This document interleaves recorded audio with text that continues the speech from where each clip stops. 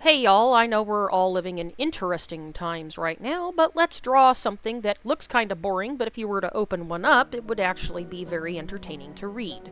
We're going to make a bookshelf with some books on it. Now, if you aren't familiar with me, I've been working on a Game Boy Studio game. Well, working on is an overstatement right now. I've been very distracted. But I've been in the process of working on a little witch game for the Game Boy Studio program. And I need to decorate her house. And, like, what else does a witch need but a library of useful books? So that's why we're making this today. I will be covering a cauldron in the future and a bed as well, because, well, where else is she gonna sleep, right? Those items may or may not be in the same video. I'm gonna see how it comes out in the long run. So anyway, I'm starting with the classic rectangle shape, and then I'm going to kind of figure out where my shelves should be and how to imply that there's a depth to it a little bit. That's a little hard to do with the limited colors that I have. There's like 3 or 4 colors at most that I can use here. Just a reminder that I'm using a sprite here. You could use Pixel Edit for this as well, and it actually, with the tiling system that it has, you could probably move the bookshelf around a little bit easier too. I did at some point take this into Pixel Edit and move the bookshelf and the windows around. I did that for convenience purposes. And I may have used the Pixel Edit actually in the future item creation. But for this one here, it's a sprite. Sometimes it's just easier to use the tiling system to reorganize things on the image itself. Now, Game Boy Studio doesn't use a tiling system. You just upload the background and then you tell it, hey, this is where the character can and can't walk, and so on and so forth. So whether or not you use a sprite or Pixel Edit is really up to you in the long run, but they're both pretty affordable programs. They're around 15, 20 bucks, easy to learn, easy to use. I did just remember to mention that each tile or each square on this grid that I have set up, it's about 16, no, not about, it is 16 by 16 pixels each, so you can kind of get an idea of the scale that I'm working at here. Now, this is a good time to mention that on Game Boy Studio's website, where they have all the information about your tile requirements and stuff, your backgrounds are actually divided into 8 by 8 pixel tile sets, so the image size must be a multiple of 8, and the background has a minimum size of 160 pixels by 144. That's the size of the Game Boy screen. The issue, though, is that we need to make sure we don't have more than 192 unique 8 by 8 pixel tiles because of memory limits. Because of this, we're going to be repeating textures and whatnot. So the 2 tiles in the, or rather, this is more than 2, but the 2 16 tiles that I have in the middle, they're going to have repeat books to help with that issue. Now, repeating books and tiles, etc., it may seem like it's a little boring, but unfortunately, the limitations at the time that the Game Boy was made, that was what was necessary for it. So we're going to be imitating that, because if we do put this into Game Boy Studio, and we make a game, it would be kind of cool to be able to run it on a cartridge, right?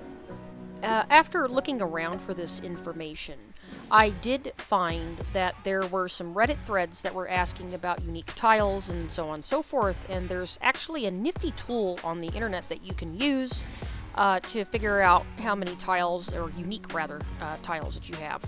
You can just drag and drop your image onto it and it'll tell you what you got. I'm going to put that in the description. Alright, here's the more interesting part. Here's where we're going to fill our bookshelf with books. We're going to be using the different colors to our advantage. They're going to do different thicknesses, height, and so on. Now, we could just do them all the same exact height and do just different thicknesses all the way across, but I do think it's more interesting to have some of them be shorter than others. At least this is my personal preference. There's really no wrong way to do this. Just have fun with it. Make whatever makes you happy. If you want them all the same height, have fun. Now, I didn't feel like trying to copy-paste things here, so I'm doing both of the center parts of the bookshelf at the same time.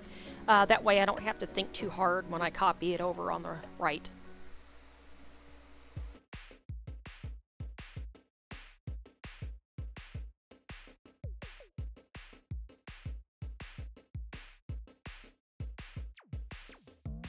Now, I almost wanted to do like a potion shelf, but I was like, I need books.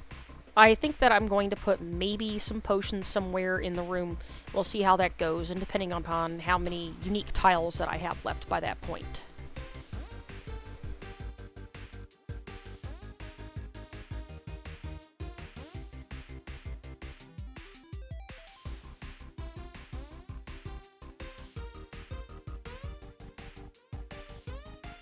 Now, I just wanted to take a quick moment to say that, like, things have gotten really stressful. I live in the United States, so we have a lot going on right now. But if you aren't familiar with it and don't know really what's going on, it's kind of hard not to, but you should look into Project 2025 and do some serious thinking about that. But I'm going to drop the political topics for now, or rather the human rights topic, and get back to the pixel art.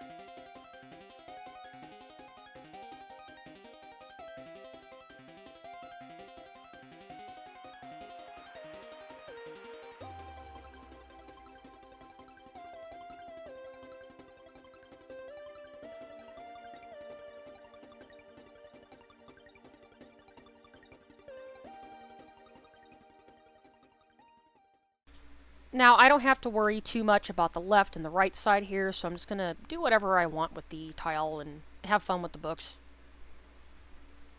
I mean, I was having fun with the tiles to begin with, but, you know, I don't have to be as perfect about repeating it.